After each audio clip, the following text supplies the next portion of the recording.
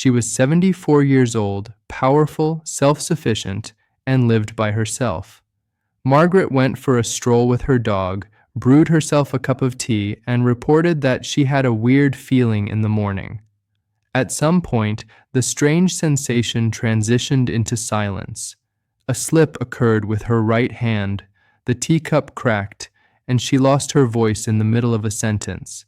It was an hour later when her neighbor discovered her, with her eyes wide open and unable to shout for assistance. The medical professionals referred to it as a mild stroke. Regarding the theft, however, there was nothing insignificant about it.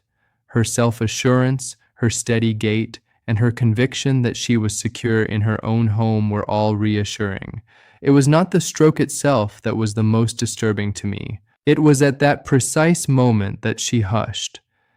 If only someone had told me what those little signs meant. I am Dr. Ethan Moore, a neurologist who specializes in longevity medicine. For over 7 decades, I have been researching how the brain ages and how it can still fight back against the effects of aging. Dr. Shigaki Hinohara, a renowned Japanese physician who has spent more than a century teaching that aging does not entail deterioration, is here with me. He is a dear friend and a mentor to me. Adaptation is what it means. Disclosing the hidden stroke misconceptions that are depriving seniors of their freedom in a stealthy manner is what we are doing today. Not just stroke is the cause of death for a significant number of people over the age of 60. There is a lack of accuracy. Everyone has been heard by you. Unpredictable strokes can occur at any time. These conditions are only brought on by hypertension. At the end of a few months, recovery is complete. Everything goes from bad to worse once you've had one. However, the truth is a much more empowering truth. You will receive a warning from your body, your brain will adjust, and the mending process might continue for years if you know where to look. We are going to discuss how mild symptoms such as dizziness, numbness, or exhaustion are frequently early warning signs and not signs of aging in this episode. The reason why your brain can rewire itself even when you are in your 80s will be demonstrated, as will the fact that prevention is not about fear, but rather about working together with your own body. Because the loss of freedom after the age of 60 is not a singular occurrence. The belief that there is nothing that can be done about it. After you have gained an understanding of the reality, you will never again perceive those symptoms that are not harmful in the same manner. Carry on with us. You won't only have a basic understanding of stroke by the time this conversation is over. In order to avoid being stopped by it, you will learn how to stop it now. The one that I hear the most frequently is this one, doctor. Strokes are thought to strike like lightning by some people, suddenly, without warning, and without any possibility of preparation. But is that accurate in all honesty? Oh no, Howard, not at all. Stroke symptoms rarely manifest themselves suddenly. They simply make their presence known in a very unobtrusive manner. On the contrary, the absence of warning is not what makes them so hazardous. That the warnings are either disregarded or misconstrued is the problem. To put it another way, you are claiming that the body talks first, but we are not listening? Exactly the same. After a significant blockage has occurred, the brain will send messages to the body. People tend to dismiss such symptoms as weariness, such as a slight weakness in one hand, slurred speech that gradually disappears, or short alterations in eyesight. It is not a coincidence by any means. Mini strokes, often known as transient ischemic attacks, are what they are. You are correct in assuming that those are essentially practice runs for a full stroke. To answer your question, yes, they are the brain's rehearsals for a catastrophe. Nearly 1 in 3 people who have suffered a major stroke have also experienced a mini stroke within the past 90 days, as stated by the American Stroke Association. Sadly, the majority of senior citizens choose to ignore it. Instead of phoning their doctor, they choose to put themselves to rest, take an aspirin, and wait for the pain to pass. I have witnessed the same thing. As they say, it vanished. Therefore, there is no way of it being serious. Therefore, this is the myth. If the symptom disappears, the risk is no longer present. The danger lies in the fact that this fading is occurring. It denotes the formation and evacuation of a clot, but the circumstances that led to it continue to exist. The presence of high inflammation, thick blood, or arteries that are narrowed is still present. Not much more than a warning shot, the brain offered, similar to a slight tremor that occurs just before an earthquake. Ignore it, and the big one will come after it. Exactly the same. Awareness is the most important factor. According to research conducted at Tokyo University, elderly people who respond to early stroke signals within 24 hours have a 70% decreased risk of developing a permanent handicap. Even a single day can completely alter the course of events.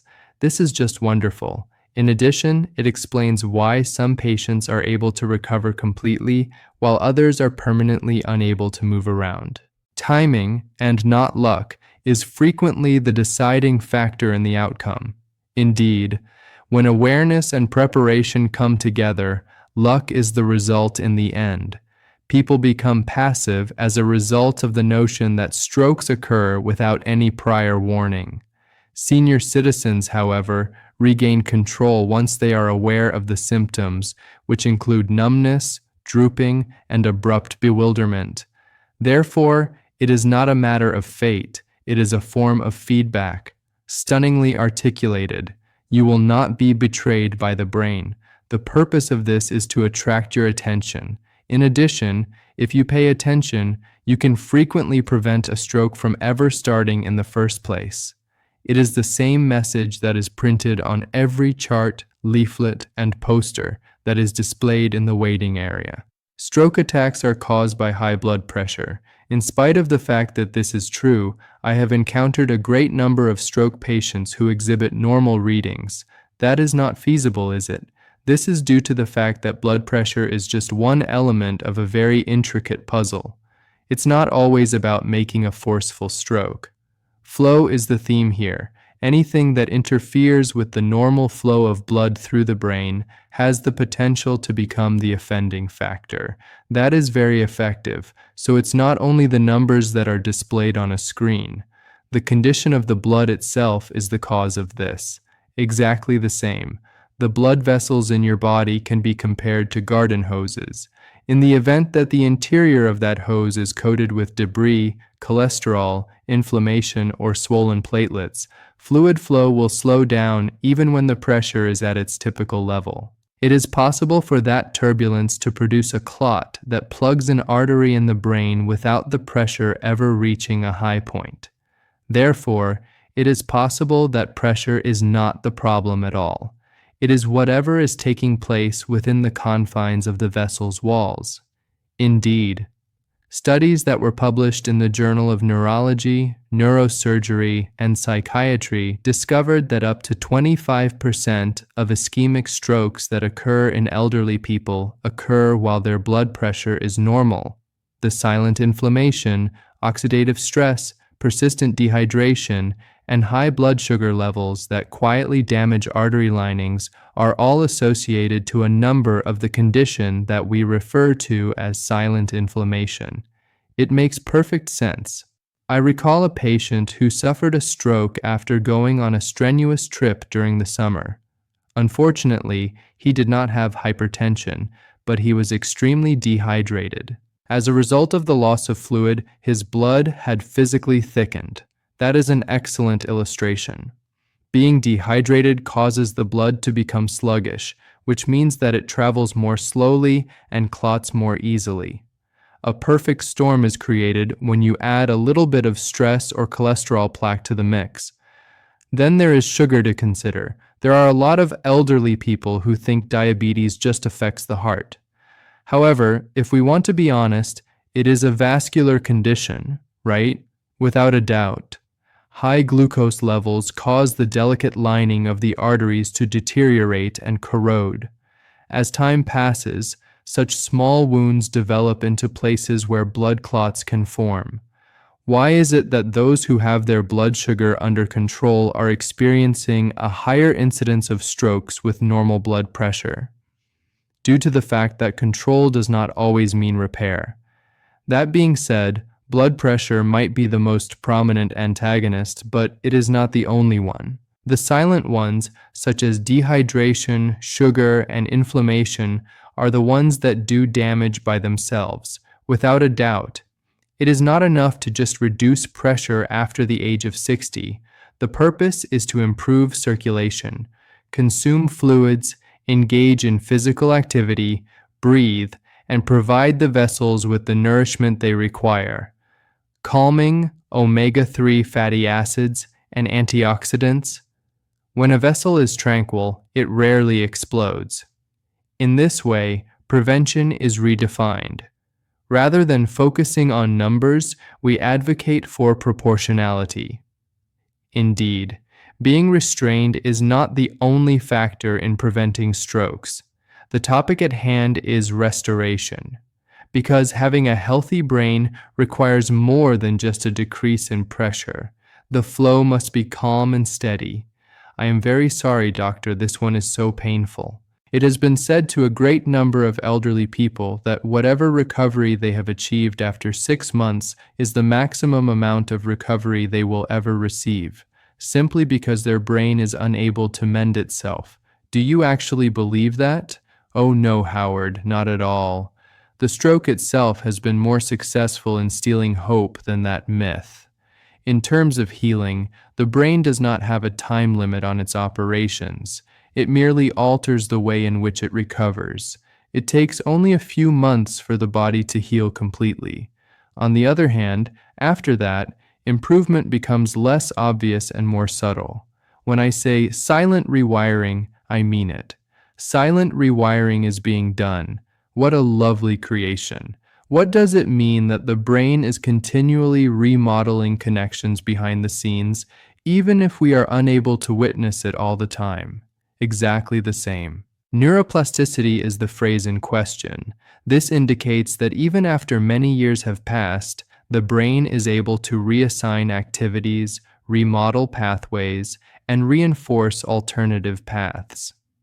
When adults in their 70s and 80s engage in deliberate, repetitive activity, particularly movement that is linked with emotion, they continue to form new synapses, according to research conducted by the Department of Neurology at Harvard University. In other words, meaning is more important than physical activity. Indeed, when the brain is concerned, it is able to learn more effectively. By way of illustration, a patient who practices hand movements while gardening or painting reactivates a far greater number of neurons than a patient who only engages in mechanical therapy. The 3 components that make up the triangle of long-term brain regeneration are emotion, purpose, and repetition. That completely alters the scene. After suffering a stroke, I remember a patient who was 81 years old and was unable to button his shirt. The simple act of folding napkins with his granddaughter while listening to his favorite music became a daily routine that we have established. After a period of 6 weeks, his coordination was restored. In essence, this is what neuroplasticity is all about, including the sound, the touch, and the feeling. The parallel circuits are illuminated by them. When the brain is curious, the body follows its lead. On top of that, that spark is eternal. It has been observed that stroke survivors in Japan have regained their mobility 10 years after the incident of the stroke merely because they resumed their training. Instead of being absent, the neurons were waiting. When medical professionals tell you that you have reached a plateau, what they really mean is that we have given up trying. Exactly the same. There is a slowdown in recovery, but it never really stops. The brain is like to a garden. Neglected soil can still be remedied with proper attention. There is always the potential for movement and attention to develop into something more. It is quite encouraging to hear that. What this indicates is that it is not too late to begin over, even if you are viewing this years after you have suffered a stroke. As long as there is a person breathing, there is a signal. It is never too late. In addition, potential can be found wherever there is a signal. When people hear the word stroke, they immediately think of situations such as paralysis, garbled speech, or faces that are drooping. They visualize the damage that is manifested. However, the majority of people are oblivious to the changes that are occurring on the inside. The ensuing emotional ups and downs, the terror, and the confusion that came after. I concur, Howard. And this is precisely what makes this myth so excruciating. Damage from a stroke is not only something that can be touched or measured, but it is also something that you feel. Many elderly people are able to regain their mobility, but they continue to experience feelings of anxiety, anger, or profound melancholy that they are unable to articulate. This is the brain's quiet process of repairing itself, almost like bruises that are not apparent. Despite the fact that they are not visible on scans, they are genuine and substantial. Exactly the same. Even minor strokes have the potential to disturb the frontal and limbic regions of the brain, which are the portions of the brain that are responsible for regulating mood and decision-making. Within the first year after a stroke, approximately 40% of stroke survivors develop emotional dysregulation, also known as post-stroke depression, according to research conducted at Kyoto University. However, many people are not screened for it. As a result, a person can believe that they are just losing their motivation, whereas in reality, the chemical composition of their brain has changed. Indeed. In addition, when families fail to comprehend this, they frequently confuse symptoms of recuperation, tiredness with feelings of sloth. After a stroke, the brain is similar to a circuit board, as the truth of the matter is. It is still able to run. However, there are some wires that spark in an unpredictable manner. Structure, mild stimulation, and empathy are all helpful in this situation. I frequently stress to my patients the importance of rhythm, routine, light, and sound in the healing process of the emotional brain. Even listening to music that is familiar can revive circuits that have been inactive, stunningly articulated. All of these things, including music, conversation, and even laughter, trigger neurotransmitters that result in the restoration of emotional equilibrium. Researchers from the University of Helsinki found that patients who had suffered a stroke and listened to their preferred music for just 1 hour per day experienced improvements in their memory and mood that were twice as rapid as those who did not listen to music. Wow, that is just remarkable. And there is no cost involved. There is no need for a prescription, and there are no adverse effects, just reconnection. Indeed, as part of the healing process following a stroke, emotional rehabilitation is just as important as physical therapy.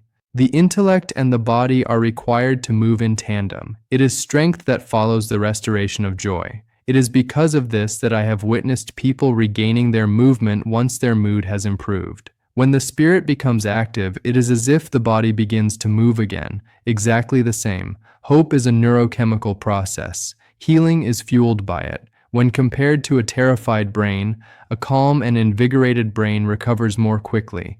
This is not a sign of weakness. For anyone who is listening who is experiencing emotional disorientation after a stroke, it is the wiring. It is also possible to fix it. Indeed, you have not been damaged. Rewiring is the exact definition of recovery, and you are in the midst of doing it right now. It's possible that this last myth is the most damaging one that has been told thus far. It is a widely held idea that strokes are unavoidable after the age of 60, that once you have crossed that boundary, you are no longer able to prevent it from happening again. Indeed, Howard, and there is no other way to put it more accurately than that. Sure, getting older brings with it a higher risk, but it also brings with it a greater potential because senior citizens are the only group that already understands what their body is trying to tell them. Because of their lengthy enough life, they are able to recognize its patterns. The strength is in that awareness. Oh, I adore that. It is not about keeping up with the times. It is about making use of wisdom in order to safeguard the future. Exactly the same. It is supported by scientific evidence. A meta-analysis published in 2023 in the Journal of the American Heart Association discovered that lifestyle-based stroke prevention, which includes activities such as hydration, mild mobility, and adequate sleep, can reduce the chance of recurrence by as much as 58%, even in individuals who are beyond the age of 80. Is it 58%? This is just wonderful.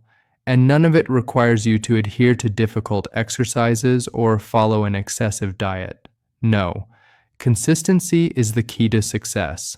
Perfectness is not something that the blood vessels require. Their request is for rhythm.